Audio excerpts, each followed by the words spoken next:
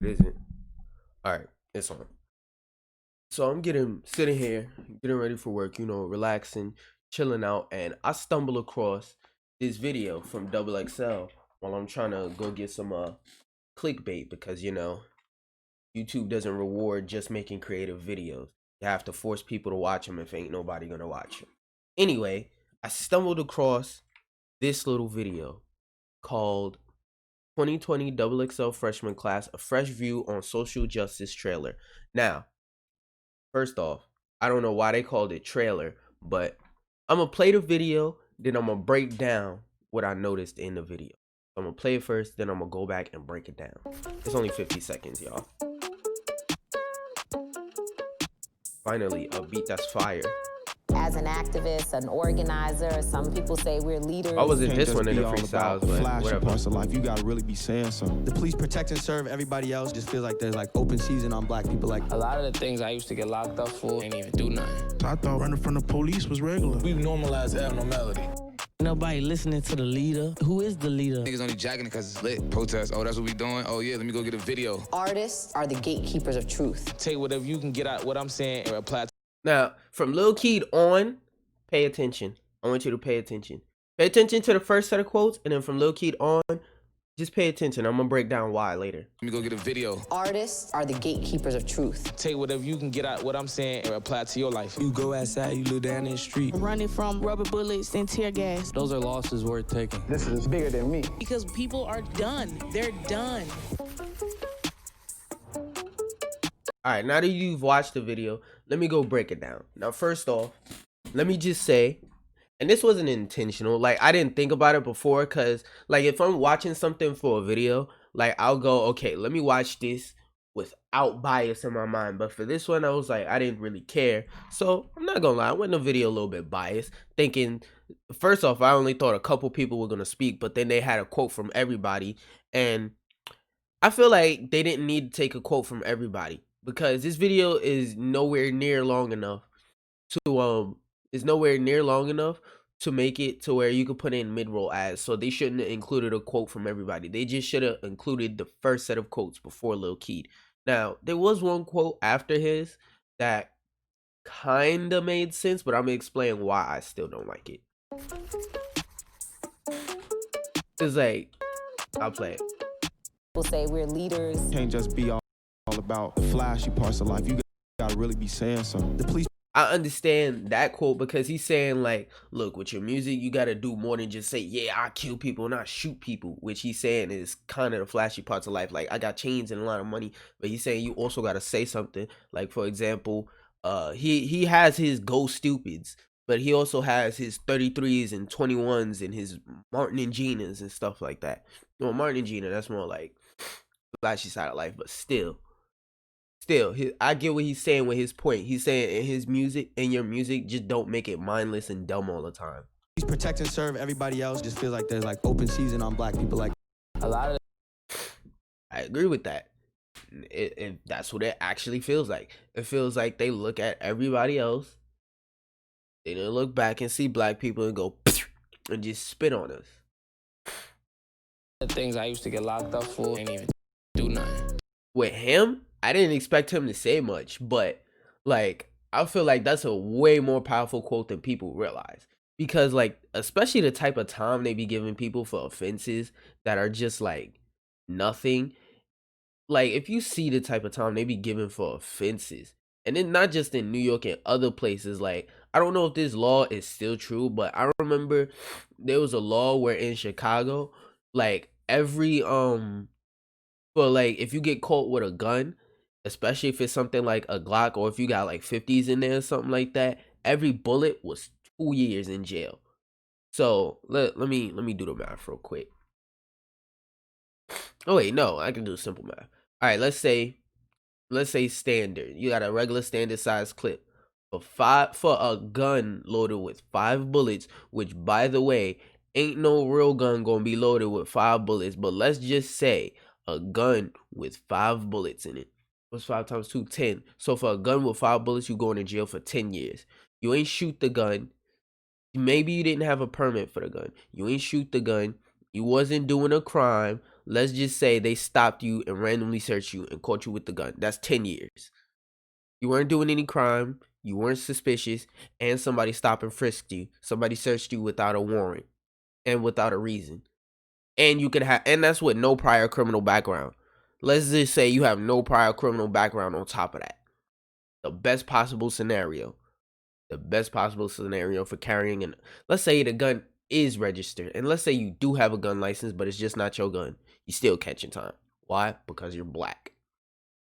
And like he said, you could have just been walking back from the store, drinking a juice, laughing with your homeboys, or listening to some music, bopping out. Boom. Now you in jail for 10 years.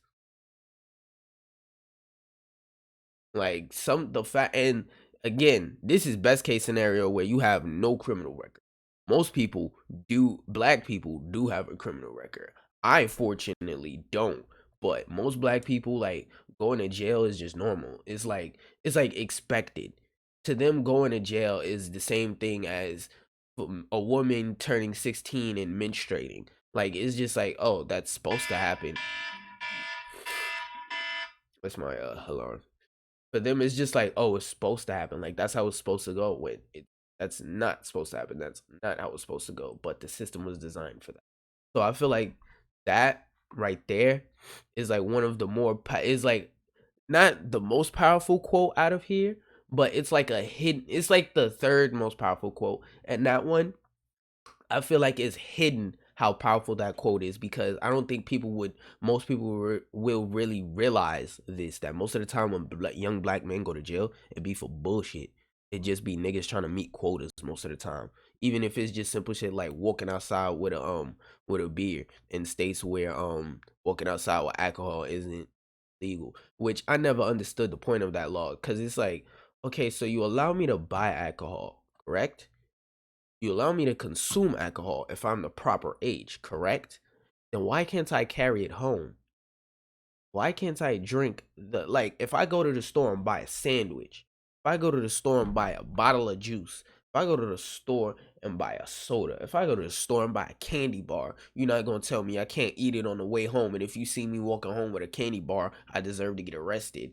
But if I'm walking home with a liquor bottle, not drinking it, or if even if I'm driving with it, not drinking it, ain't drink it, and it ain't open, I can still get arrested and go to jail for it and pay, and now I have to pay a fine for it.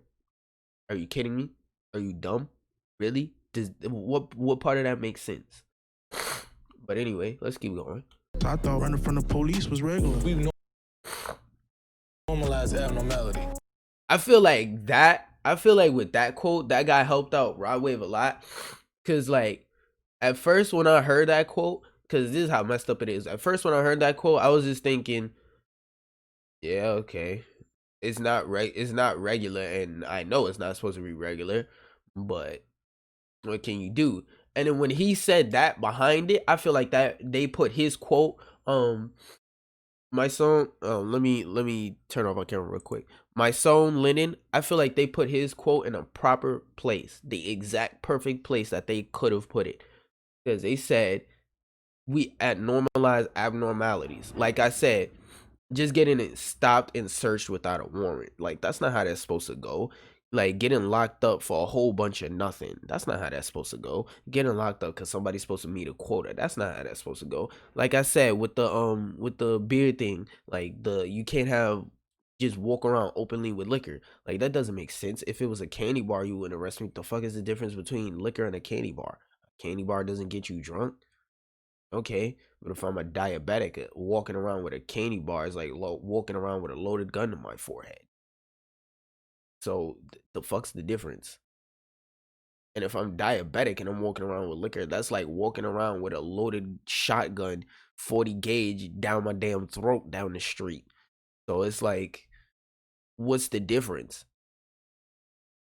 Watch they turn around and outlaw candy, because I said some shit like that. Because that's how America works. Instead of fixing the problem, we just make a new problem. Instead of fixing the problem, we just stop penalizing people for that problem and make a new one that we can make money off of, so people will stop getting upset, because that's how America works. Wait. Nobody listening to the leader. Who is the leader? That I feel like is a powerful quote because I've been saying that since I was like 14, 15. It's two things I've been saying about like cop killings since I was like 14, 15. I was like, okay, it's cool to get up, start an uprising and start a movement, but who the fuck is leading the movement? Like with Martin Luther King Jr. and Malcolm X and stuff like that. Like there was somebody leading the movement. There was somebody saying, this is the direction we're gonna walk. Who the fuck is saying this is the direction we're gonna walk? Number one. And number two, the other thing I always say is it's a cycle. It always starts back up when they want something else. They want to change something else, cop killing. Every time they want to change something major, they just publicize a cop killing. Because like, I don't know how many times I've been on social media and seen stuff where like a cop killed this person, cop did this, cop did that. And it's like, well, cop killed this person and it got absolutely no press. Like I've seen about 10 cop killings happen on camera. Well, I don't watch the video, but of what I know, like 10 cop killings that did not get nowhere near as much publicization as George Floyd, Breonna Taylor, none of that. So it's like, y'all not just speaking out about cop killing. Well, people aren't speaking out because they notice cop killings. People are speaking out because they think they notice it's popular to speak out, which is actually close to what Fabi said. Only jacking it because it's lit. Protest. Oh, that's what we doing? Oh, yeah, let me go get a video. Artists. Same thing with the protest with George Floyd. Like I said, it's way more cop killings that go on in a year. So you telling me in like the last year, the only cop killing that happened in the last fuck the last year, from when did George Floyd die? Let me look it up.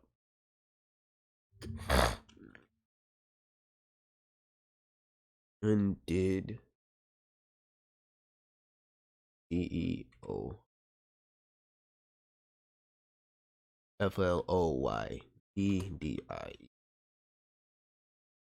May 25th. So you telling me in 3 months, the way that America is, May is the 3rd month, right?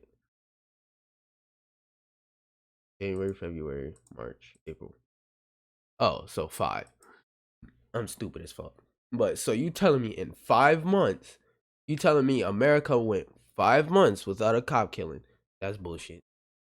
I'm telling you right now, that's cap. The way America works, we ain't going 5 days without a damn cop killing.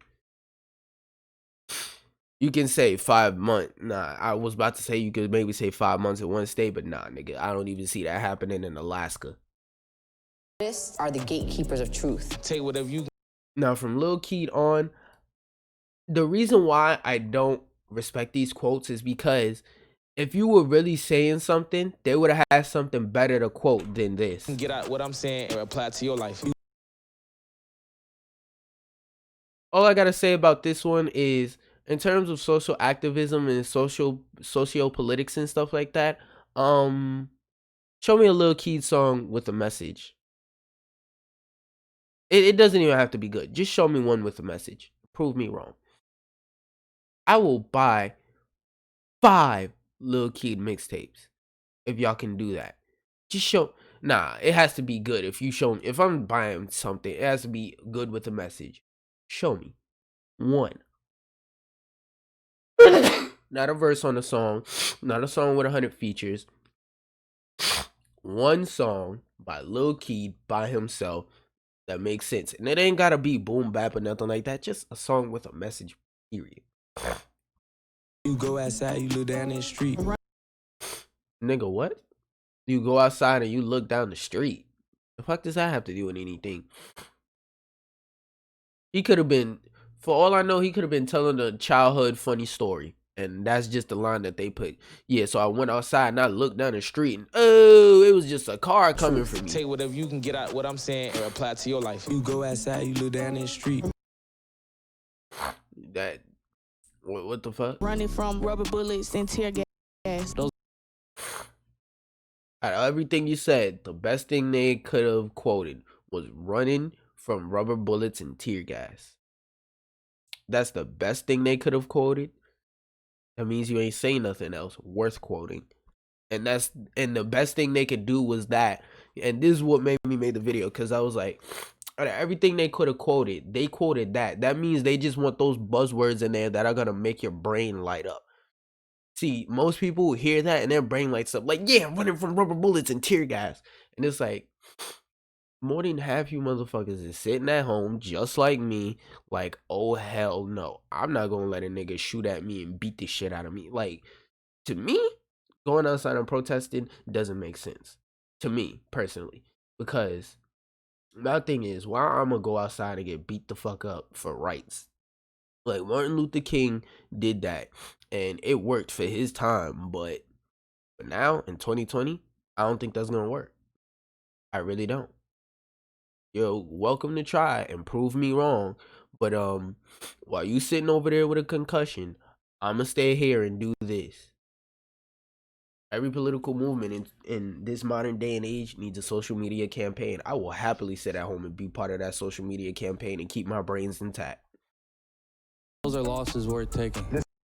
That one could have been something, but again, I'm gonna give him the benefit of the doubt. But again, like I said before, that's not really a good quote. Out of everything you said, that's the best quote they could have taken.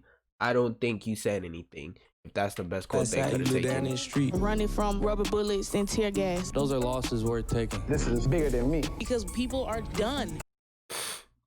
But her, I feel like she said something. It's just that since nobody knows who she is, they were just like, fuck it. It doesn't matter what you quote. Just, we need somebody in this video looking angry. Make it the black woman looking angry. Not the pretty black woman, the other black woman. They're done.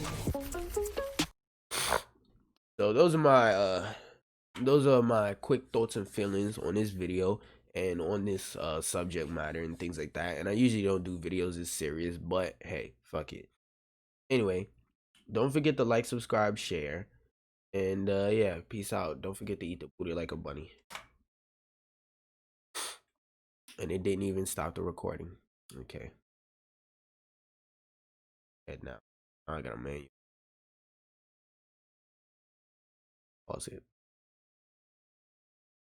I'm just sit here and look fucking stupid for